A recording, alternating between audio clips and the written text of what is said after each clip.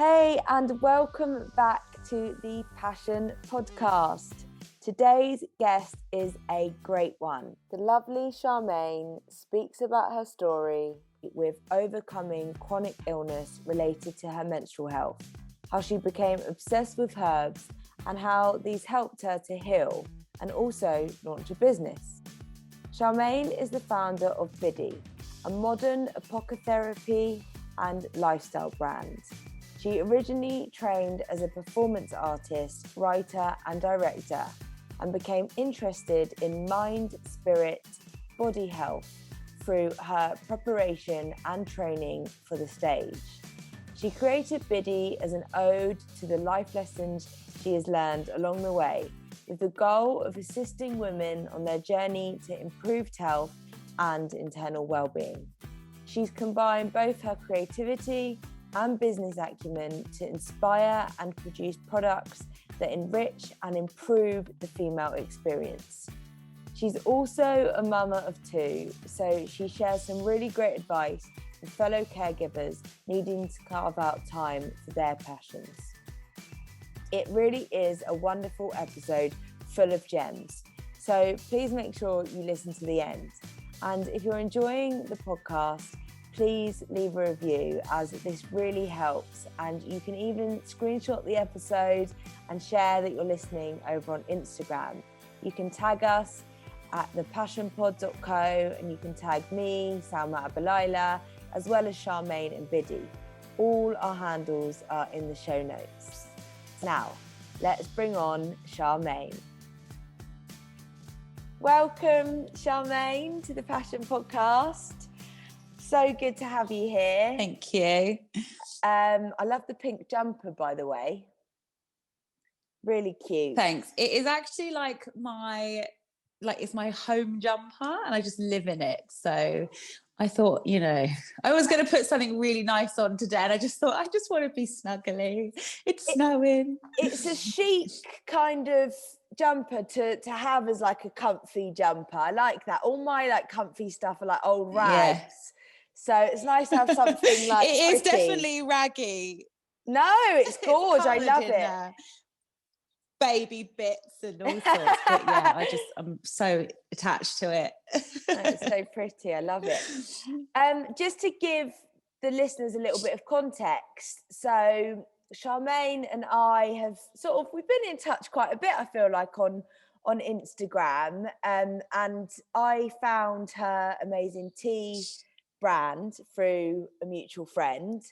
And ever since, I've been basically ordering it for everyone that I know for their birthdays. And I've ordered some for myself, which actually got shipped today. I got the email through. Yay. Yeah. So I'm excited to receive that and actually try the tea. So yeah, Charmaine, it'd be great, first of all, if you could just give us a bit of background on Biddie and the tea and what it's all about. Sure. Okay, so Biddie is a modern apothecary and lifestyle brand.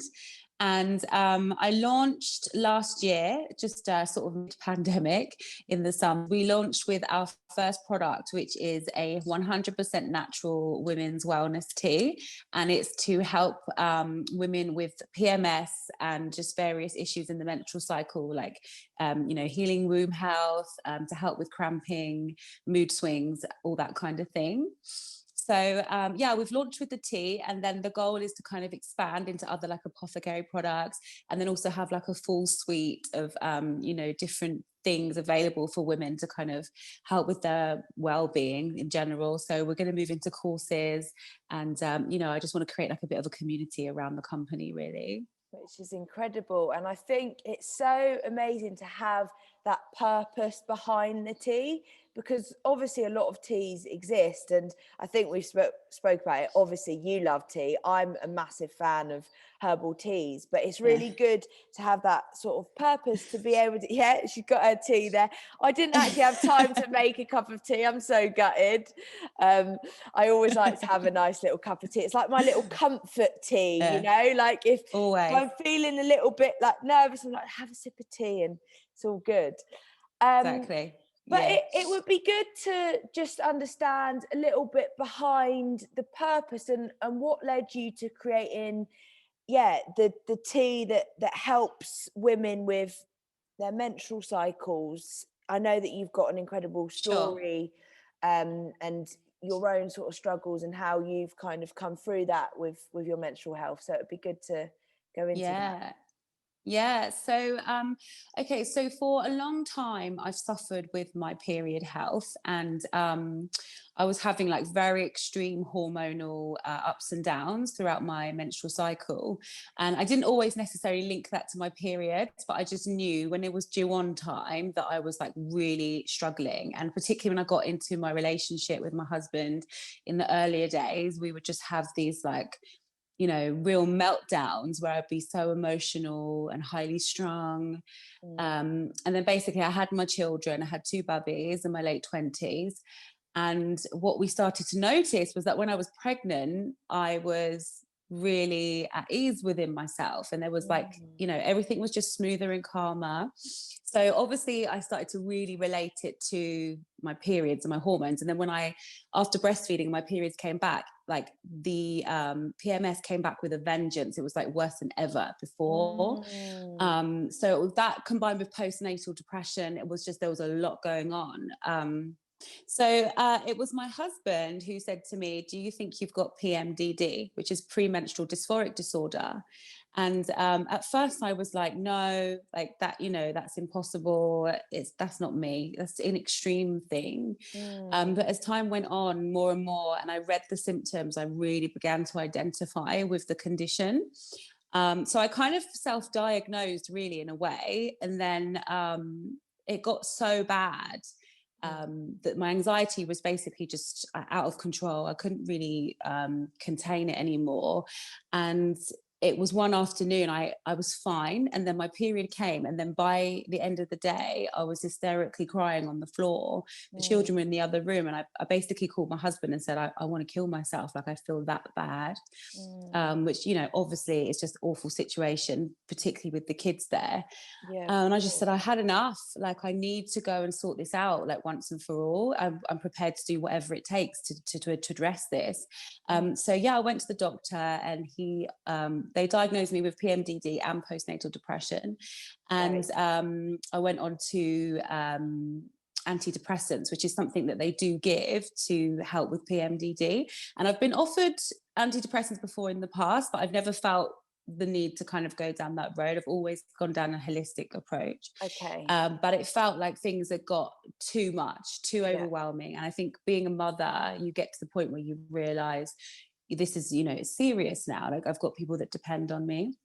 So I was prepared to take the pills, but in one condition with myself, that was that I was going to really address my mental health, and that I was going to start to be more open about it, and basically admit that this is something that I'm battling, you know, because I think in the past I knew that I had some issues, but I think with the stigma around mental health, I never really spoke out about it. I never really acknowledged it properly. I never gave it the real time of day. It was more of like a private battle that I had with myself, and I would go see therapists on and off, but I never really was like owned it and was like, this is what I've got, this is who I am. So that was a decision that I made.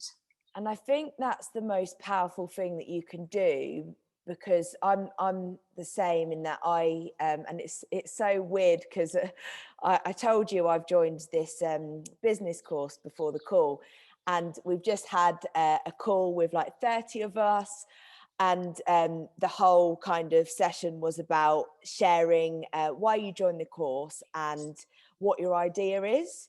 So we gave this little presentation, and we didn't know before the session, so we didn't prepare anything. And I started crying in front of like 30 people on this call. So if I look a bit teary-eyed, that's why. But I think the reason why is it wasn't like from a sad place. It was from a place of, I've come so far, because a big part of the reason that I started Passion Pod is because I struggled with my own mental health issues about over a year ago now, and I didn't know how to talk about it, and I'm still very much working through that process. And this is so cathartic for me to have these conversations with people like you who are open and vulnerable and willing to share that journey, because I think it's something that a lot of us face, and without being able to discuss it and talk about it and just be real with each other, then we're not going to get anywhere. So that's incredible to hear that you took on that sort of internal challenge and went, no, I'm going to start opening up about this, and I'm guessing it's helped you, right? Yeah, massively it's helped. And just a little word on that, first of all, well done on doing your course, because it's a beautiful thing, and it's a beautiful thing when we do take the time to recognize that we have done well and that we have that's a beautiful thing, to give ourselves that grace. But it was actually, weirdly, the princes and Catherine, the Duchess of Cambridge. Yes, they started a charity called Heads Together. Good old Kate, Harry and Wills, and their charity Heads Together. And I remember their campaign. They basically wrote in loads of celebrities and people in sports, and I think like David Beckham was one of them, and all these different people, and it was basically a whole campaign about coming together and people speaking out about their mental health. Wow. And that's what helped me, because it was that campaign that made me go, oh my God, like it really is okay to admit that you've got mental health issues. And it sounds crazy now, because I think we have come away, like in the last couple of years, I think there has been a shift. And, with social media, I think people are more open about mental health. But honestly, I don't remember it being a thing that people really spoke about. There was still so much stigma around it. It's not been that long since people have started opening up and saying, actually, I have this, and that it's become normal to have anxiety, depression, trauma, all these things. So for me, that campaign spoke wonders to me, and that it was what they did. They said, let's talk about it. And so that changed me. And, ultimately that leads everybody, it's a collective thing, because then the more people start opening up, then it continues on. So I'm like really grateful to that, for sure. And having people like celebrities or whatever that you identify with, that you've grown up with, turn around and say, well, I've got this, and they might be the most successful people in your eyes, but we all have our struggles. So and that I was like really and that's exactly what you're doing with your tea, right? Putting that message behind the tea, that this isn't just, it is a tea that you can drink at any time, I'm guessing, but it's rooted in getting women to connect with their menstrual cycles, I believe. Is that? Yeah, definitely. And so kind of moving forward in terms of like the tea and how I came to it. So obviously I was having the menstrual health issue, and at the same time, so I was going on this journey of like, I went plant-based. I started kind of like really starting to take care of myself, understanding self-love, understanding about nurturing, working through a lot of things. And at the same time, I was trying to build my business, and I saw so the Skinny Me teas, there's a couple of women that have made some real success in that field. Yeah. But I love their business model, and I was like interested in how they got to making a successful business on Instagram and online. But there was a whole backlash with the Skinny Me teas, and kind of the messaging behind it, the way they were promoting the tea, be skinny. And it was funny, because I kind of was like, well, that's crazy that people are so negative about these teas, because people have been cleansing for the longest time. The products that are in those teas are not bad for you. Yes, the messaging and the way that they're maybe promoting it, but to cleanse the body, to cleanse the soul, to heal, that's a beautiful thing. And it was crazy to me. I was like, why is tea having such a backlash? It's okay to cleanse with tea, and I love tea, as we've already mentioned. And I have been seeing a herbalist on and off for years. Like I've always believed in herbalism, holistic therapy. Like my first trip to a herbalist. So again, it's kind of linked into womb health as well. But I used to get quite a lot of cystitis and things like that. And I ended up, it got kind of chronic. And so the doctor diagnosed me with like painful bladder syndrome, which, you know, they didn't really know what was wrong with me. They'd send me for tests, they put me on antibiotics, which just, you know, stripped my body of all its goodness. And it was just an awful time. And sometimes I'd be doubled over in pain, like screaming on the floor because it was so painful. And I couldn't get to grips with what it was. So anyway, randomly I found this herbalist, I think it's for a yoga studio or something, and I went to visit her, and she literally how do you like find she listened a herbalist? Yeah, I think I was living in Stoke Newington. It was just like back in the day, you know, like a sign on a window. I think the lady in the shop said to me, "Oh, I've started seeing this herbalist. She's amazing. She lives on a barge," and I'll never forget her. And she literally like listened to my whole life story, and she explained to me about you know, when we were cavemen, and how we would deal with trauma then, and then how in the modern world we're not geared up to deal with trauma in the same way that we used to. Like, we don't come down in, you know, our hormones, they stay at this heightened level. So she was explaining a lot of things to me, which made a lot of sense. And she literally just said, right, you need to go on like no sugar, no dairy, no wheat, no gluten. Like, she just put me on this like plain diet, and she just gave me this like massive bag of pure herbs, and she was like basically you just drink tea all day long. What, just so, all different types of herbs were they? Yeah, she had all these herbs in this barge, and she just filled up this bag. This is such a cool story. I want to see this woman. I know, like a witch. She is amazing, sort of. Literally, love it. And it literally changed my life. She was the person that told me to stop wearing pants in bed at night. And she said to me, you know, how do you wash yourself? And I was like, well, you know, I use soap and water. And she was like, stop that now. She was like, you do not need to wash your vagina, basically. And it's when I began to reconnect the dots that, you know, what we do, what our mothers pass down to us, tends to be something that we just do. So my mum always had cystitis. My mum always had bad periods, and it was always just normal. We just suffered through it because that's what you did. It was what you did. It was just how we were. We were just those people that had bad periods. And it was also, I feel like, quite taboo. Like, I don't even remember chatting about like my periods and stuff at school with like my friends, and I don't even now to some degree. I'm like, only just because of the work of people like yourselves, like, no, we should talk about this stuff. Like, what's your period like? You know, like, yeah, exactly. It's a bit like talking about this the mental health thing, but it's almost difficult for me now to imagine a time where it was a stigma to talk about your periods, but it was, and it very much is for so many women, you know, around the world. So yeah, like, it's a very real thing. And going back to what we do, basically it just gets passed down through generations. So we tend to follow what our mothers tell us. And, you know, that could be about anything. So for me, my mum taught me that, you know, you're supposed to wash down there. And so I did. And, you know, feminine hygiene products and all these things, like, you just believe it to be true because it's on a shelf and somebody, you know, a brand is selling that. You believe that to be an okay thing because you trust in these products, you trust in these brands, and nobody tells you that actually, like, your most natural smell, your most natural health is fine. It's good. It's okay to sweat there. It's okay to have stuff in your pants. Do you know what I mean? Like, it's normal, but when you're young, you don't know. So basically what I did was exactly what she told me. And I have flare-ups every now and then, but I've never had an attack ever since. I've never taken medication for it since.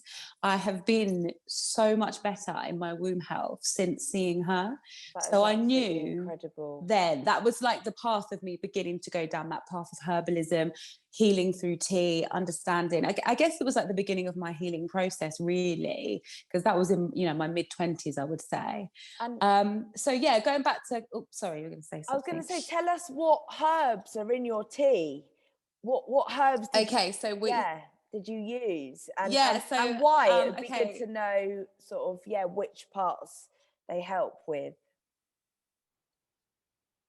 Sure. So initially we started out with the rose tea. So it's got rose petals and rose hip. And I discovered that rose is fantastic for womb health. And so I started experimenting with the rose tea. And what I began to notice was that when I drink it on my period, I'd get this like hot flush, but it was a lovely hot flushing feeling. Because, you know, when we you know, our temperature kind of rises when we're on our period. And so when you drink it, it just felt almost like analgesic, like a, you know, yeah, and it gives you that little flush, a bit like, you know, when you have an alcoholic drink, you just get that sort of that flush feeling, and it feels really nice. Yeah, absolutely. Yeah, exactly. The first tipple. There you go. So that was with the rose, and I kind of kept drinking it for a few months, and I was like, right, I love the colour, I love the smell, I love the way it made me feel. And then from there, I started working with our manufacturers, and then we decided on the hibiscus, which again, I began to realize that hibiscus is an extremely powerful herb. It's a great uterine tonic, so it really helps with, like, you know, expanding the uterine muscles when we're contracting. So when we have period pain, our muscles are contracting, and it, you know, if you've had children, it does equate to the beginning of childbirth. It feels like that. It's like having a small contraction. Oh, wow. So the hibiscus really helps with that. It's incredibly powerful herb. So and yeah, we have the hibiscus in there as well. I love hibiscus. It tastes delicious. Yeah. It's our most predominant herb in there. So like that's what gives it its real kind of like flavour. Amazing. And especially when you drink it cool in the summer, it tastes really nice. Yes. So yeah, we put that in there. And then we've got chamomile, which obviously chamomile is like great for anxiety. It's good for inducing sleep. So again, like if you suffer with kind of mood swings and kind of, you know, I think it just brings you down a notch. So we've got chamomile, and then we've got ginger, which I put the ginger in to give it a little bit of heat. Ginger's fantastic all round for like just your overall wellness. It's great for, like, again, soothing cramps. It just gives it that little bit of spiciness. And then I've got dandelion leaf, and we've got raspberry leaf as well. So both of those are like really brilliant for, like, again, uterine cramps, fantastic for PMS, hormonal balancing. And then you've got all your like vitamin A, C, D in there. Like, it's all just really good for you. Wow. So combining all of that together, yeah, it's like a super magical like, elixir period power tonic. Yeah, exactly. Oh my goodness, I literally can't wait. 7 ingredients. I know. It's got 7 ingredients in it, which again, I pushed for that because I wanted to give it, like, you know, the maximum benefits as possible. And you can buy, like, you know, I think Pucker Herbs have got a lovely women's tea, and you can buy women's teas naturally, you know, in the little pack or whatever, but you tend to find it's not that many ingredients, and the tea is like more like the fannings, whereas like in our tea it's 100% loose leaf. Even in the tea bags, nothing's been crushed down, it's just pure loose leaf. And it's just a natural, like I did with the herbalist, because that's what I would do for years. I would go to the herbalist and I'd pick up my tea, you know, wherever I'd live, I'd find a local herbalist, and that's where I'd go get my tea. So that's what I wanted to do. I wanted to create a brand that kind of makes that a little bit more into this accessible as well, right? Like not everyone knows the local herbalist or would know how to blend those things together. So yeah, that's exactly. Yeah, so that's what I wanted to do. And basically going back to kind of, you know, the skinny me teas and stuff, I wanted to create something that was like, you know, tea is a beautiful thing. It's a ritual. As you were saying earlier, it's a comfort to many people. And to some people, you know, maybe coffee drinkers or whatever, coffee is like a terrible thing for your period health. It's got caffeine in it. It does no good for you in terms of your period issues. So, you know, I'm trying to bring tea to people and say, look, like, drink this throughout your period. It's going to soothe you in some way. And some people have got extreme menstrual symptoms. Some don't. Some people just literally just like it because it's a lovely ritual to do on your period. It's just a lovely thing to do. Like, oh, I've got my bleed. Well, I'm going to have a little moon tea. And it's really lovely. And I've heard stories from different people. Like one mum, she bought it for her teenage daughter. And she says, oh, you know, I'll make her up her moon tea when she's coming on her period. And I just think that's so lovely that, like, the mum and daughter are able to share this experience where it's like the mum can give her something to soothe her. 100%. And I've had a few mums that have bought it for their daughters that tend to be, you know, in their now menopausal stages, but that they're actually finding that healing through giving it to their daughters, which I just think is so lovely. Yeah, you know, so lovely.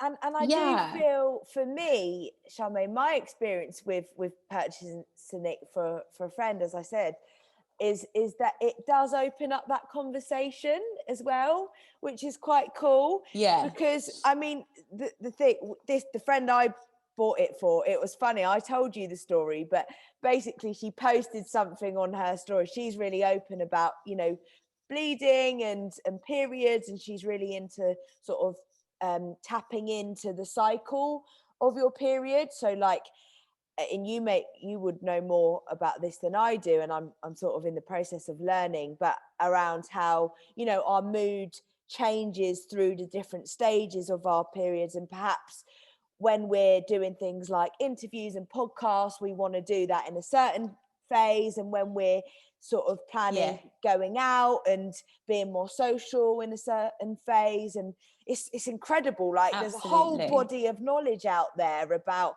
how to connect with, you know, yourself as a woman, as a cyclical kind of being that I'm only just sort of opening up to. And I think you've got a guide. Do you have a guide on that?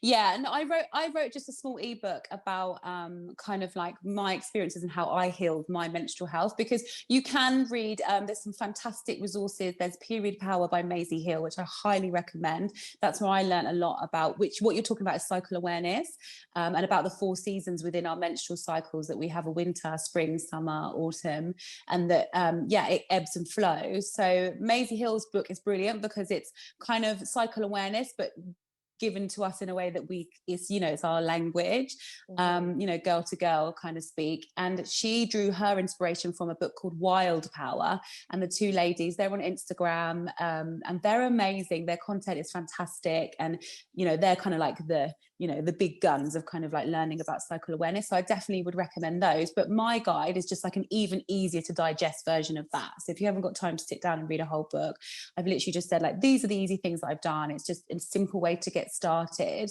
and just really digestible. You know, it's literally anybody can do it. You don't have to be a hippie or into alternative things, or it literally is for everybody. You know, we all have a period. We can all access this new way of thinking, and it doesn't have to be like, it can be if you want it to be, but it doesn't have to be all intense, all empowering, you know, hippie stuff. Yeah, absolutely. Yeah, and I think that's the key, because I don't know if I'm sort of in the kind of hippie camp per se, but I definitely have gained a lot of kind of, I guess, pleasure in learning about this, and also just benefits, like knowing kind of, for instance, now I've learned that but before my period, I don't always feel great in myself. And before, I used to be like, what's wrong with me? Like, why don't I feel good today? Exactly. Whereas now I'm like, oh, like I'm PMSing, you know, so you can kind of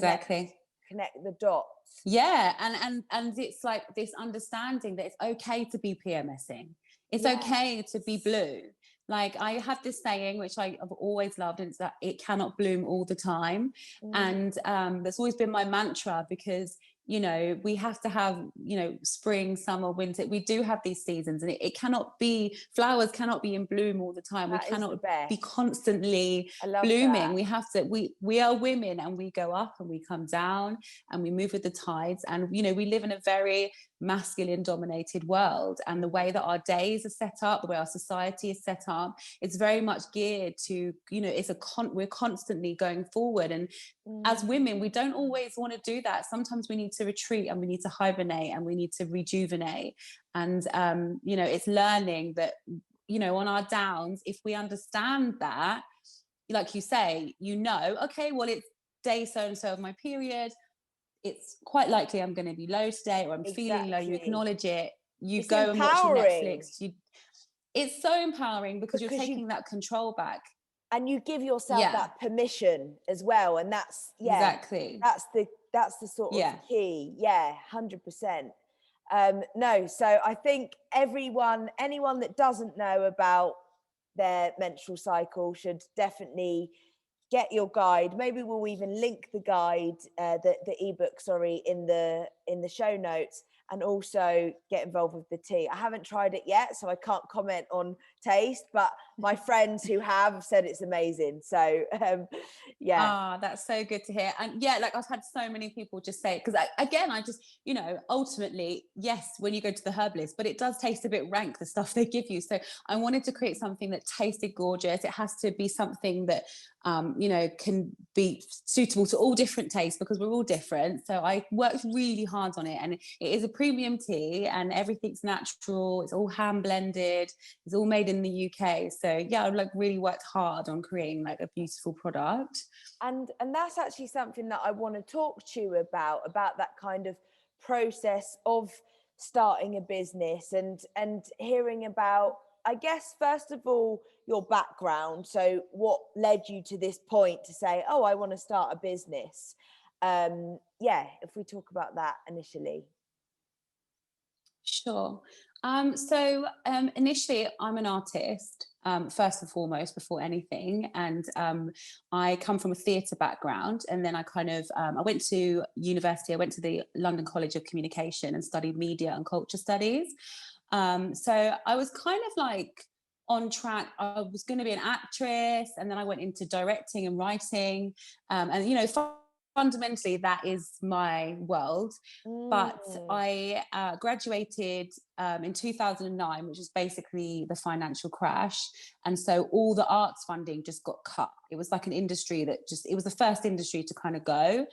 So it was like a really tough time to graduate. And being at art school was like a wonderful, indulgent experience where I was immersed in creative industry, and then it kind of like the rug just got taken out from me when I graduated. I hear this a lot with the kind of theatre and arts world, that like it's just so fun to be in that bubble. It was brilliant. Yeah. It makes me want to do it as an adult. I want to go and study some creative outlet, because I feel like it would be fun. Yeah. It was fun, but it was extremely expensive fun, and I got into a lot of debt, and there's been a lot of pressure since then to make it in the creative industry. And that's been a part of my journey as to how I got to running a business, because I felt like you had to go through one or two ways. I come from a very working class background. My parents didn't go to university or anything like that. My mum's a single mum. I wasn't raised by my dad. I didn't know him. So it's like a lot of people that I went to university with tended to come from quite privileged backgrounds, in terms of their parents would often come from the industry themselves. So they may be like creative people already. And so that path was a little bit more carved out. So for me, I was already battling that adversity on top of the fact that then it was like the financial crash, and it took me just a really long time to even accept myself as being a creative person, because where I grew up, it wasn't accepted, it wasn't the norm. I was always seen as like an oddball, an odd one out, and it was pretty much survival of the fittest. So I had a lot of that going on as well. It was a really tough time, just finding an identity. So I never had the support of like the financial support. I got into drama school to do my master's degree. I got into a really prestigious drama school. I worked really hard to get to that point. It was my dream. And then I had to turn it down because I couldn't afford the fees. And it was literally the most crushing thing that happened to me in my 20s. I was so close to getting to where I wanted to go. I'd worked hard since I was a child to finally get into a school that I really wanted to, it really was my dream. And it got taken away. Yeah. So that like definitely led towards, my mental health issues starting to decline. And, I had a lot of troubles around that. And I just struggled for like many years. I really was living on the breadline, like living on beans on toast. I would move from house to house to house, like living in London. They were great times, but behind closed doors, it was really, really tough, and I was really hustling, but I never seemed to have any time to actually just practice my own creative work.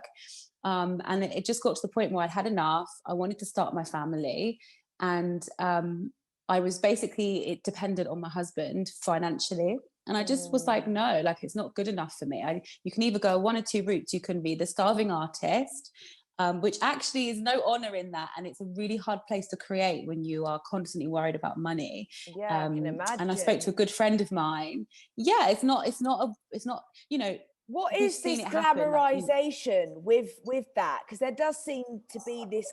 When I came up through it, you know, a lot of our idols like Amy Winehouse, Pete Doherty, like, you know, Russell Brand at the time. Obviously, he's gone on now to create a beautiful life for himself. But back in the day, like, it was like we were from rave culture, and it was like really ordinary to go out and drink heavy, to party hard. That kind of rock and roll. That was the culture that I grew up in. Yeah, that really was a thing. Like, you know, it was like we were kind of like late 90s children with teenagers and noughties and like partying and drinking. That's what everybody did. The binge drinking culture was really rife.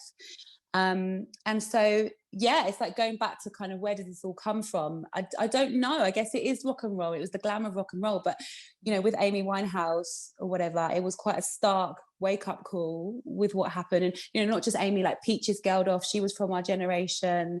It was, yeah, it wasn't a good look. Like, it did, you know, it's not going to lead to a good place. And so that was kind of like my path, my trajectory, and I had to pull myself back from that.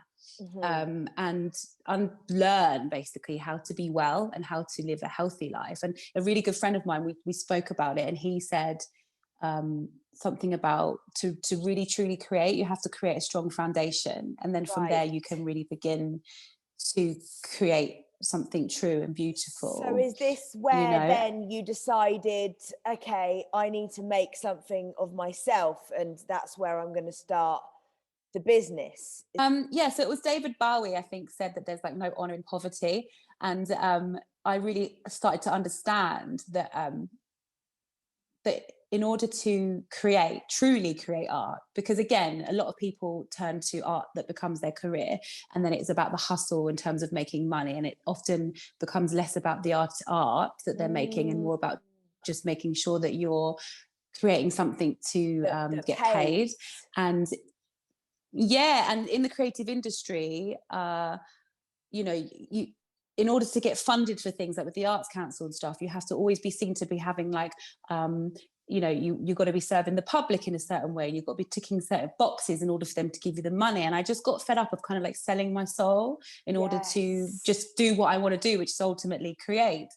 And I think it was Francis Ford Coppola that inspired me, because he said, he makes his money, the Coppola family make their money in wine and restauranting, and they have hotels and things. They have this amazing dynasty, and then they make the movies that they want to make. And Sofia Coppola has always been one of my, you know, inspiring directors to go to. Incredible. And I just thought, that's so right. Like, they've got a beautiful life. They're so privileged, and they make beautiful work. And I realized, like, that's what I want. I want that. Amazing. I want to live an abundant lifestyle. You know, I want to be able to afford things for myself, but at the same time, I want to be a creative, and I can do both. Yeah, without compromising, like you said, your values and your integrity and what you're about. So you've essentially launched this off the back of just a pure desire and passion to create something that will help women that were in the same boat as you, which is beautiful. And exactly. It seems to be paying off. And that's actually a big message of Passion Pod and what I'm trying to do for myself as well. And, you know, I'm not, just to be real, I'm not at the stage, you know, financially in it by any means that, you know, I would be able to sustain, you know, a life just creating my podcast and doing my bits that I do there. But that's because I haven't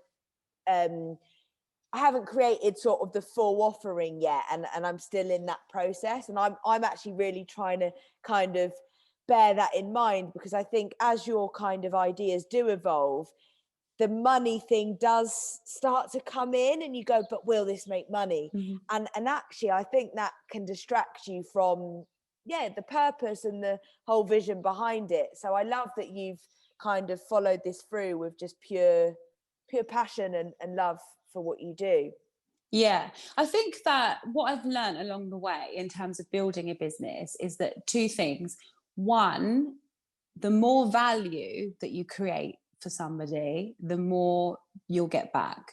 So if you're looking for financial rewards, well, how can you help people? And the more you help somebody and the more value you give to another human being, the more you'll be rewarded back. So I think like Tony Robbins talks about that a lot. Like that's something that, you know, if you look at someone like Elon Musk, for example, well, he did like the ultimate thing. When you look at PayPal, I mean, how helpful is that to like thousands of people, you know, I say thousands, millions, billions of people around the world. Did he do PayPal? And to take it a step further, he created like, I didn't even know that he was behind that's how PayPal. he got started. Really? Yeah, wow. he created PayPal. Yeah, exactly. And then from there, he went on to electric cars, which again, like solves one of the biggest issues that we have in the entire world, right? And then to go on from there, he's now creating rockets. He's going to outer space. Like it's like the ultimate thing of like to solve for the human condition is like, how do we get off this planet? Exactly. That's what he does. He taps into,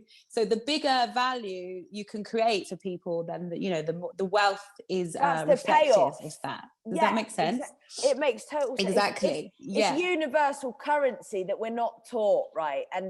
And this is something I actually signed a petition yesterday. One of my friends has set up a petition to the UK government to include a class in schools that basically covers holistic wellness and everything from, you know, how to manage something like applying for a mortgage through to, you know, introducing meditation, yoga, some of the more kind of Eastern practices, because I feel like we're just not taught those things, and we're all about like the money 100%. And it's so business, and I don't know how to put it into words, but you put it, you know, very well, that essentially we need to be more focused on literally how can I serve, what problems can I solve, and off the back of that you will be rewarded. But being rewarded shouldn't be your main driver, right? Exactly. That, you know, that tends to end up in some kind of failure, because at the end of the day you're on the wrong trajectory. It's not sustainable for a long term. You know, it's really about, the passion should be about how you can help someone, how do you create value, and then with that you get the rewards, you know. You mentioned that, you know, you're mum to two, and you've obviously transitioned from, you know, the creative scene into the more kind of business scene, which I'm sure has so many kind of overlaps, because in order to create your own business, you have to be super creative. You're creating literally something from nothing. So obviously there's so much that intertwines there. But I wonder how you juggle kind of the bubbies, still sort of keeping your foot in your creative projects and your business, if you have any tips. I think that it, you know, anybody that's done it, it's really hard. Like there's no easy way around it. And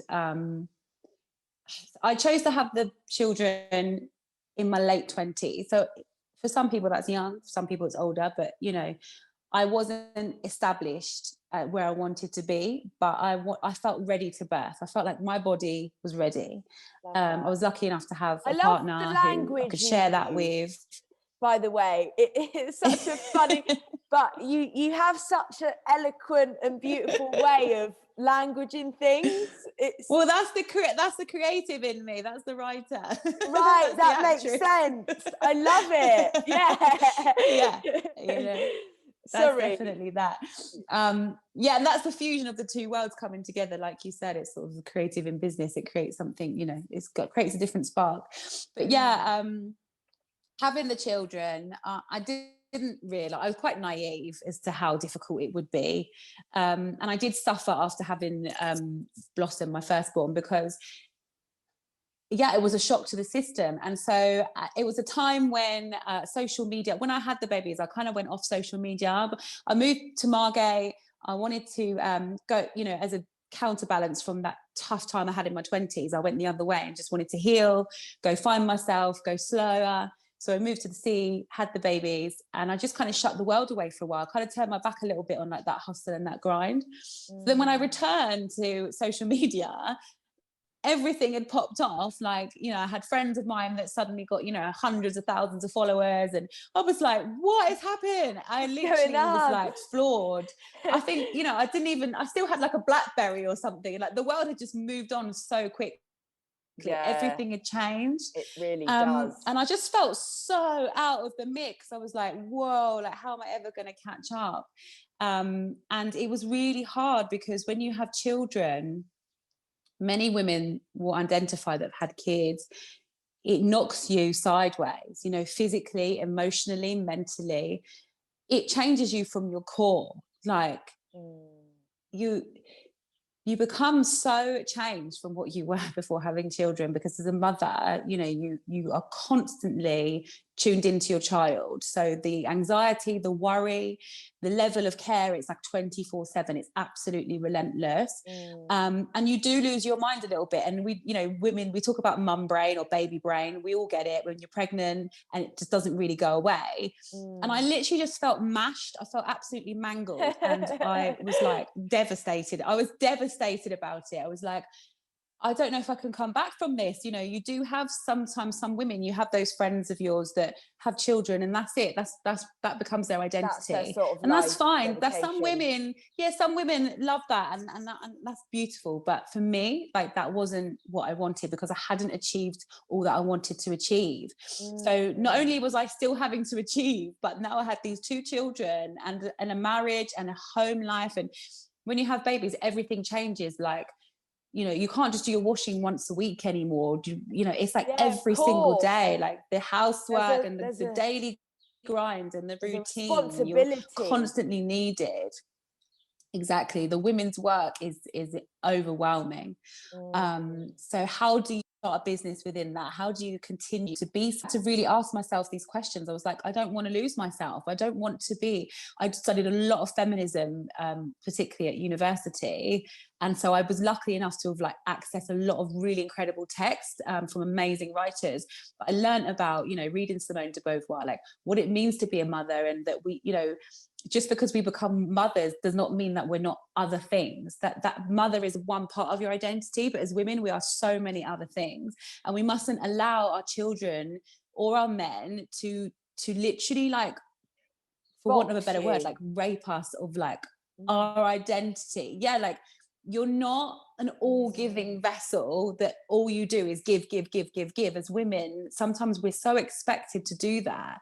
And we leave ourselves short. And I don't, you know, I watched my mother do it, and I think many of us do when we have mothers or grandmothers or caregivers, aunties, you know, who become, you know, you love them because they're so giving of their time. But then as you grow older as a woman yourself, you're like, I don't know if I'm made for that. I don't know if I've got it in me to just only be a vessel for everybody else. And I think it's healthy, you know, our generation now, because we were taught, you know, we grew up like, you know, Spice Girl era, where it was taught, we've become, you know, independent women, and you've got Destiny's Child singing about it, and you're taught, be independent, be your own person. But then you have children and you get married, and then and then you're like, well, I'm not being independent anymore. Like, you know, the messaging is off, you know. And I studied a lot about post-feminism and what it meant to kind of pretend that we're empowered, but then ultimately we still just want to be like, you know, we want to be with the baby and the man, and you know, and have that image of having it all. And so I had to really dig deep, and I made the decision to go back and do my master's when I'd not long had Blossom, because I was like, I need to get my brain working again. Like, I flat out refused to just let myself go. And it's been like a constant grind ever since to like hold on to that independence and that sense of self. And yes, that sense of self before I had the children, but also like after having the children, who am I now that I'm a mother as well? And what has that given me? And it's given me a hell of a lot of strength. And I have a daughter, and it's like, what kind of life do I want to set her up for? And what kind of woman do I want to show her that she can be? And so I don't want to be one of those women that, you know, I could have been someone, you know, because I was an actress and it didn't quite happen. I was like, no, I want her to see that we can, you know, but it's a hustle and it's a grind, and it you know, you have to do a lot. And so yeah, like that it's a hustle every single day. It's painful, and like you see some women that have got success and they say, you know, I was a single mother and I made it, and women do it, but maybe not everybody's talking about as much as how hard it is, because it is difficult. And sometimes you have to make difficult choices, that you can't always get down on your hands and knees and play with your children. But I have 2 kids and they have each other, and it's like, go play, like you are kids.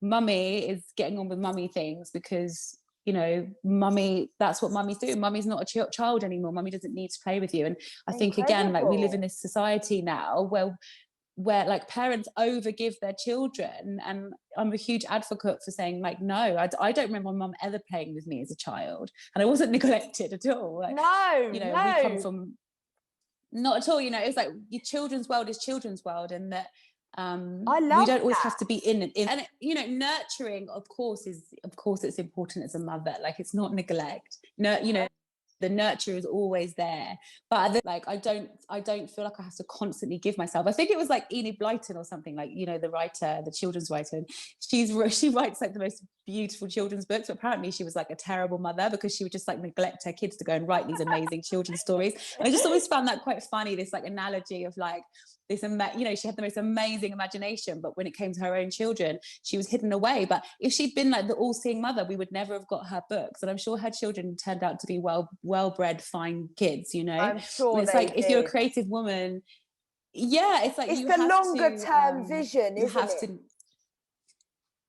Exactly. They're going to grow up one day and they're going to be gone, and where am I going to be, you know? And my husband, because Biddie has ramped up a lot recently, and I haven't been as I've had to push my husband for the balance to be up more with like the housework and the childcare, and there has been some push and pull. But you know, and he said to me, oh, you know, you're in your phone too much, and I don't think it's good for the children. And I said to him, for the last 5 years, my husband earns really good money, and when we started out, he didn't earn that good money. So within 5 years of having the children, he has just gone up and up and up with his salary and with his role, with his career, and that doesn't happen, you know, overnight. Somebody is holding it down at home. And I said to him, I have been there for the children for everything, every appointment, every you know, if you go into preschool and watch their show, or you know, sports day, or whatever it is, taking them to sing and signing, like playing with them in the park, like every single milestone, I have been there for everything, dressing them, everything. And he hasn't been there for everything. He has not. He's a fantastic father, of course, and he does a lot, but he hasn't been there for everything, and he's just got away with that because that's what's normal. He's a man. And I said to him, I don't work, because he's a man, and I don't work outside of the home. I work in the home. And at the moment we're in a pandemic, unfortunately. So where you've been gone and not been present, that's me being in my phone and kind of doing my work. That's my version of not being present. And I'm sorry, but you're going to have to step in now, because this is my time. We've got you to where you are, and now I need my time. That's and I think as women, it's hard, but we have to like, to create that space for ourselves, like, and we have to own it. Yeah. And, you know, I have obviously no experience of being a mother, and even seeing, I grew up with a single mum as well. So I've never sort of seen that kind of relationship dynamic, you know, in my own personal life. But I think that's so strong, and that's such a good message to share with other mothers out there, that you can have that conversation, and it will lead probably to better outcomes in your relationship, because you're going to feel more accomplished in what you're doing. And, you know, ultimately, you have to fill your own cup, right? If you're not happy, and if everything's being taken from you, that's like when you become the kind of maiden, and that's not what anyone wants. Exactly. Anyone aspires to. And then that leads to an unhappy household. And ultimately, you know, the analogy is like when you're on the aeroplane and, you know, you have the child next to you, they teach you to put the gas mask on yourself first. And it's the same thing. It's like you need to like you say, fill your own cup, you know, whatever your needs are, that is priority, because that ultimately will be leading your kids on a better path, because everyone will be happier and your children will be happier as a result. So yeah, I'm a huge advocate for that. Definitely. And I think I think also for, you know, non-mothers, that's such a great analogy as well that you can use, because I think, like you said, it is this sort of female kind of almost ideology that we have, that we should be, these caregivers and non-stop give, and if you're not that, then, you know, you're sort of looked at as not being selfish. Yeah, exactly, as selfish, whereas if it was on the other foot, it wouldn't be the case. So yeah, that's something that I'm like in a process with as well, just sort of being more kind of just doing things that make me happy, and hopefully, and I know that will then, you know, lead to me being able to give more to the people that I do love, because it will come from a place of I want to do it rather than I have to. I hope that makes sense. Yeah. You put it more eloquently than me, Charmaine, but that's why I've got you on the podcast. Absolutely. No, it made sense. No, it makes complete sense, and you're right that you don't have to be a mother to understand that, because I think as well, like in relationships, when we look for men when we're young, or, you know, men, women, whatever, like it's we come from a place of need sometimes, and, you know, it's not healthy, because ultimately we're only going to attract people the same way.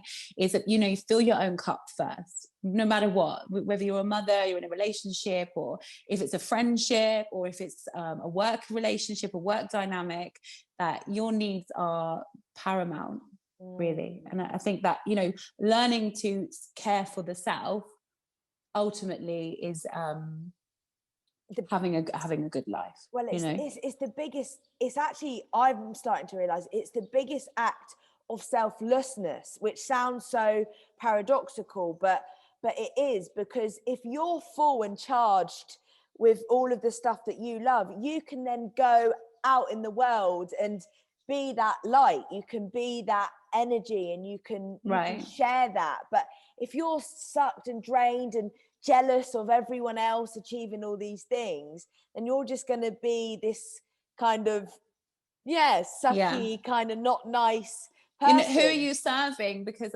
ultimately you're creating a bad energy into the world, and you're bringing other people down around you, and that's like you say, it's like doing a disservice to others. So ultimately, it's like people are better off when you are better off. When you're better, exactly. Yeah, I think that's a really nice note to, we've solved all the wrongs of the world. Yes. I think that's a really nice note to sort of wrap up on. I have a quick kind of lightning round that I just wanted to run through, and then we'll talk a little bit about where people can find you. I feel like you've covered these things. Maybe I need to re-question. It's, what is your why? So why do you do what you do? Which I feel like you've covered, but if you could sum it up in a sentence. For me, it's always been really important to live my life in alignment, to do something that makes me happy. You know, I never wanted to be one of those people that just did a run-of-the-mill 9 to 5 and just served. I wanted to do something that I knew I wanted to wake up every day and basically have a passion for. That was ultimately my goal, and it's taken me a long time to find it, but I never gave up that quest for finding that thing that made me passionate. I love that. That's so good. And I think that's such a message as well for people that don't know what they are passionate about right now. And you know, I, like you say, ebb and flow with stuff as well. I'm, you know, some days I'm like, what am I even doing? Like, what am I creating? Is this even going to help people? Is this what I'm truly passionate about? You question that, but I think to constantly be on that quest is beautiful, and to not give up, because we do all have a purpose, I believe, and we've got something big to give. Definitely. Amazing. Definitely. A book that changed your life. You mentioned a couple of the Period Power by Maisie Hill and another one. Any others? The Women That Run with the Wolves is a pretty epic one. Or The Second Sex by Simone de Beauvoir, I suppose. Okay, awesome. Perfect. A quote you live by. Again, I feel like you shared a really nice mantra, but can you repeat it here? It cannot bloom all the time. Oh, yes. It cannot bloom all the time. I feel like I need to like write that like 10 times in the morning. Yeah. Like remind myself it's cool if you're having a bad day. I love that. Yeah. And what is your happy place, Charmaine? And what is your happy place? Anyone that knows me well enough that it'd probably be a hot summer's day in the middle of a field at a festival with a drink in hand, listening to a live band or a gig, just dancing away. Oh, that's my happy place for sure. Can't wait for those days to return. Yes. How nice will it be to actually do that again? I know. Oh my God, I'm like dreaming of like a nice Copperberg, Heaven. Perhaps kombucha, depending where I'm at with my sober curious journey. But either or would do me nicely. For sure. Music, friends, good times. Awesome. And where can people find you? Where's the best places to find your work? Predominantly on Instagram, so at Charmaine Benito, and then of course Biddie Club. I'm pretty active on there as well. So that's what I'm IG at the moment, I guess. Amazing. And your teas as well. I'll link your website so that if people want to try out the amazing elixir of healing all of the womb stuff, then please do. And any questions about any of that, like don't feel free to ask me. My DMs are always like full of people just telling me about their period stories, and it's just so lovely. Like I love sharing, I love helping people with that. So any questions, of course, like we're always there. And the tea's going to go for a little bit of a rebrand soon, so it's gonna be like a really exciting time to kind of follow the account and just start to see the brand evolve a little bit. So I'm really excited for the next few months. That is exciting. I'll definitely keep an eye out for new packaging and stuff. Exciting. Thank you so much for coming on today. I loved chatting to you in a longer form conversation. It's been wonderful. I feel like we could just talk forever. Me too, Charmaine. Me too.